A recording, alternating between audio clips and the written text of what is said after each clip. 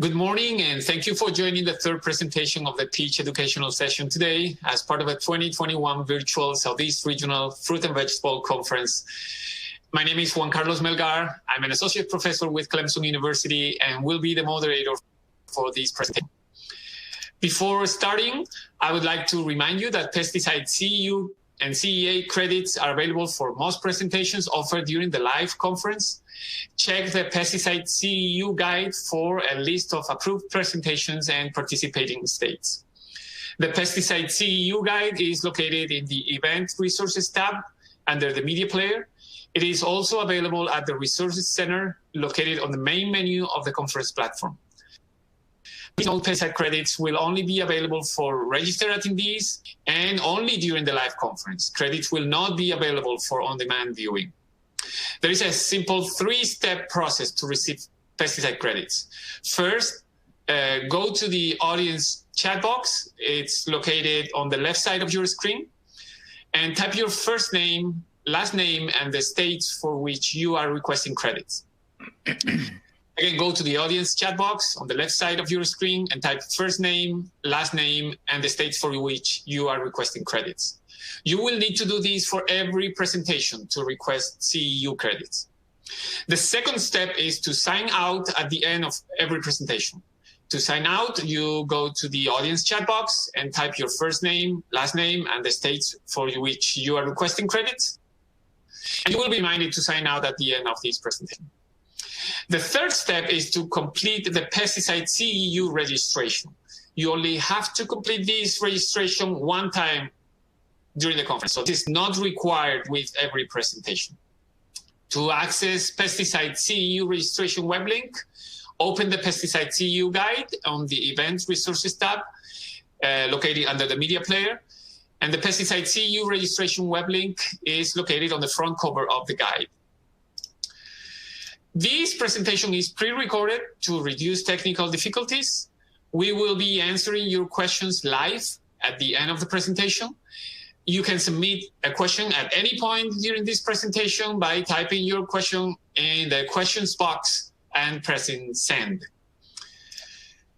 Don't forget to thank our 2021 conference sponsors and exhibitors by visiting the virtual trade show and featured products pavilion. And lastly, do not forget to join us each morning for coffee chats and each evening for networking. Check the conference agenda for details. Now, I would like to introduce Dr. Brett Blaauw. Brett is an assistant professor and extension specialist for the University of Georgia and Clemson University, and the regional peach entomologist for Georgia and South Carolina. Today, Dr. Blaauw will talk about management of San Jose scale. Brett, we're looking forward to hearing more. All right. Excuse me. Well, thank you, Juan Carlos, and thank you, everyone, for joining us here today virtually. And like Juan Carlos said, we're going to talk about San Jose scale. So when people and hopefully growers think about peaches, this is what they are thinking about, right? This beautiful, nice, ripe peach. Unfortunately, we're starting to see peaches look more like this, covered in little spots, right? All those little spots are tiny little San Jose scale. Those San Jose scale are feeding on the flesh, causing these little measle-like dimples and look pretty awful, right? And if you get a lot of them, frankly, it's gross. So for a consumer standpoint, that's pretty bad. Unfortunately, the San Jose scale, the real damage is to the tree. And so I'm going to discuss how we can actually improve our management of this pernicious pest. All right, so let's back up a little bit and talk about what this insect is. So I know a lot of growers out there have already heard about San Jose scale and they know what it is, but just giving you a little bit of a background. So the San Jose scale, the insect, the adults actually live beneath a tiny little wax coating that they produce. So this wax coating actually makes them very tough against insecticides. You remove that wax coating, they're incredibly vulnerable. So if you look at that little yellow picture of a female, she's just basically a little blob. You can easily squish her and she's dead, right? But unfortunately, because of that waxy coating, they're very hard to kill. Additionally, we have these immatures. These are the crawler stage. These bright little yellow blobs can move across a tree. They don't move very far. They basically just find some place that's not covered with a scale, settle down, insert their proboscis into the tree, and begin to feed for the rest of their life. All right, so when you get a lot of these, it can become a big problem. And unfortunately, a single female can have over 200 offspring in her lifetime. And with 3 to 4 generations per year, just a few females on a tree can easily become thousands. So a small problem can become a huge problem quite quickly. When the first issues that we start to see due to the scale are usually leaf chlorosis and limb dieback. So once you get thousands of these tiny little scale feeding on a limb, that limb basically gets dried out and ends up dying. And then if there's nowhere else to move on the limb, they'll start to move to the fruit, and that's where we get those measle-like lesions on the fruit. Fortunately, it doesn't actually cause any problems to the fruit, but that limb dieback, and eventually at real high problems, we start to see tree death, and that's where the big issue is. And so just to show you an example here, this is an unfortunate site at one of my research farms. So these are uncontrolled trees, and the scale population got really out of hand really fast. So the healthy tree on the left looks great. It's a great looking tree, but that scale infested on the right is really sad looking, right? If you look up close, you can see the real problem here. The healthy tree, the bark is nice and brown.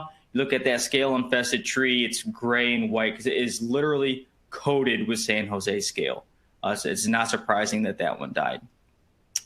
But we don't want to get to this point, right? So that's the whole point of this talk today. So let's back up even a little bit further. Let's talk about the history. San Jose scale is not new to Georgia. It's been here since the late 1800s, and it was a problem then. It was considered one of the worst problems to hit Georgia peaches basically ever. Fortunately, through a lot of hard work, they managed to get control of this pest using kerosene and lime sulfur. And that worked well for decades, until the mid-1900s, where we had some modern-day technology for pesticides with parathion and then methylparathion, which worked wonderfully, basically killed everything in the orchards. Unfortunately, these chemicals were also very toxic to animals and people, so that it was banned in 1999. With the loss of these chemicals and the use of some other insecticides, we have now seen a resurgence in San Jose scale. So now I would say the management programs we have work relatively well with chlorpyrifos and horticultural oils. If we get the proper coverage, we can get pretty effective control. We also have insect growth regulators that work really well, but they're also very expensive. So using them on a large scale can be pretty cost prohibitive. And oils, although I just mentioned that they work well, kill through suffocation. So that means coverage is crucial. If we don't get good coverage of a tree, we don't get good, basically, kill of the scale. And like I mentioned before, just having a few scale on the tree can quickly become thousands by the end of the season. So that coverage is really crucial for effective control. And so what we're seeing now, unfortunately, is depending on the year, we can have some really bad San Jose scale outbreaks. And so really what I'm going to discuss from here on out is what can we do to improve San Jose scale management? So I have two objectives that I'm going to cover. First one is to increase San Jose scale management efficacy through better horticultural oil application timing and coverage, and then evaluate with in-season applications of low concentration rates of horticultural oil for San Jose scale management. All right, so first looking at increasing the efficacy. So I've given a talk about this many times, so hopefully I won't bore you, but I'm going to show that this is very important. All right, so if you've heard this before, still listen, because it's really effective in getting better management of scale.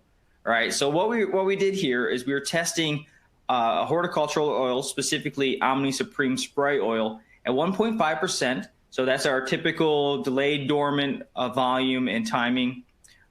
We tested two different timings, still at delayed dormant. One was a pre-pruning, so applying the oil to trees that have yet to be pruned, and then applying to the post-prune, so trees that have already been pruned. And then we tested three different volumes: 100 gallons per acre, which is our typical gallons per acre for insecticide application; 200 gallons per acre, which is currently our recommended for San Jose scale management, and then 400 gallons per acre, which sounds insane, but that's the current recommended rate out in California. All right, so we repeated this in 2018 and in 2019. To test the coverage, we put out these little yellow, basically water-sensitive cards. We put them on the trees to test whether or not we're getting different coverage with these different volumes. Then we went out and sprayed those trees. We have our pre-pruned on the left there and our post-pruned on the right. Then we brought the cards back in the lab and assessed them for coverage. So here's what we're seeing is looking at the coverage of these cards. All right, so we have 100 gallons per acre, 200 gallons per acre, and 400 gallons per acre on the x-axis. And then on the y-axis is our percent coverage. The red bars are the pre-pruned trees and the orange are the post-pruned. And if we look at the 100 gallons per acre, this is the biggest result here, is that the pre-pruned trees, the cards were only covered about 51%. And then at the post-pruned trees, the orange bar there was 77%. So by pruning those trees, we increased our rate by 26%. So that coverage, 26% does not seem like a huge amount, but it's still significant in terms of the coverage of those cards. Then when we look at 200 gallons per acre, there's still a big difference between the pre-pruned and post-pruned, but this difference is not statistically significant. And actually the volumes or the coverage from the 200 compared to the 100, at least at the post-pruned, was not statistically significant. Same thing for 400 gallons per acre. We're really not getting much better coverage by jumping all the way up to 400 gallons per acre, which is encouraging. So if we're looking for good coverage, 200 gallons per acre seems to be the sweet spot. But it's not all about coverage. Really what we're concerned about is what we're doing for these little guys, the San Jose scale crawlers. So the tiny little dots there, are we able to kill them? All right, so here what we're seeing for our crawler abundance at these sites. Again, we have our 100 gallons per acre, 200 gallons per acre, and 400 gallons per acre. But here we're seeing almost an inverse of the results from the coverage. So worse coverage led to higher numbers of crawlers. So if we look at the red bar at 100 gallons per acre, those pre-pruned trees, about 51% coverage of the cards did not do a very good job at controlling those San Jose scale. But if we look at that 77% coverage for our post-pruned trees, that was a significant reduction in San Jose scale crawlers, a huge reduction. If you look at 200 and 400 gallons per acre, there really was no difference or statistically between our pre-pruned and post-pruned. And actually statistically, there was no difference between the 100 gallons per acre to the post-pruned trees compared to either for the 200 or 400. So that's really encouraging. So really what I take away from this is that if you're able to apply your oils to pre-pruned trees, you need to up your rate. You need to go to something around 200 gallons per acre in order to get that high coverage and good management of scale. But if you're able to apply the oils to trees that have already been pruned, then you can reduce your volume. You can go down to about 100 gallons per acre and still get the good coverage and effective control. Unfortunately, you also can see that no matter what our gallonage or rate here was, we still had scale. So I'm also wondering if there's anything we can do during the season to try to eliminate any outbreaks like this here. So this is where we come into our within season applications of oil. So our trial design here, we have 3 treatments, which we applied to our research farm in Watkinsville, Georgia. Using our air blast sprayer at 100 gallons per acre, we tested our untreated control, which is in the orange there, the Omni Supreme spray oil again, but this time we dropped it down to 0.5% rate, so about a third of the rate for our delayed dormant, and then a 1% Tritech oil. We did 7 applications. This was biweekly from May to August in 2019, and then repeated this also in 2020. And both years we monitored the San Jose scale crawlers using the double-sided sticky tape. And then assessed the leaf phytotoxicity in July, because a high volume or high rates of oils have also been correspond to phytotoxicity of both the leaves and the fruit. So we want to make sure that we're not causing damage to those trees out there.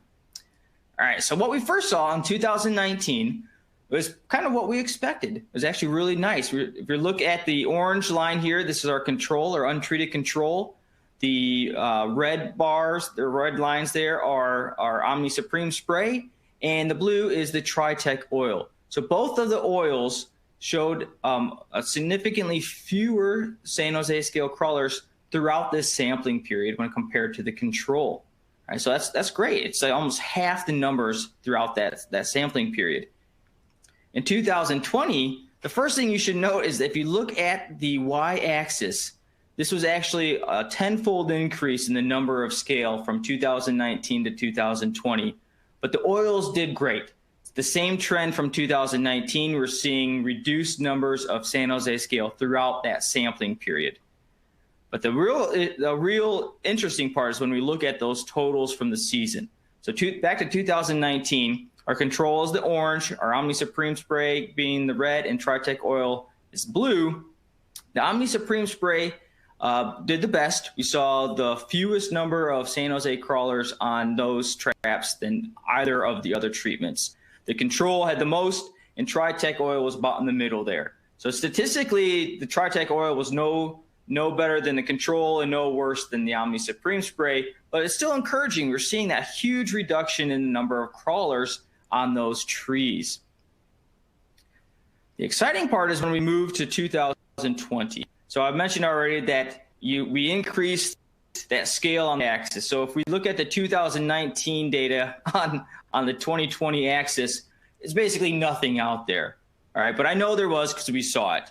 But that just shows how much San Jose scale was out there in 2020. So let's look at that. 2020 data, we had about an average of 2,200 San Jose scale crawlers per tape on our untreated control, which is nothing I've ever seen before. I'll show you some pictures of that in a minute, but it's impressive.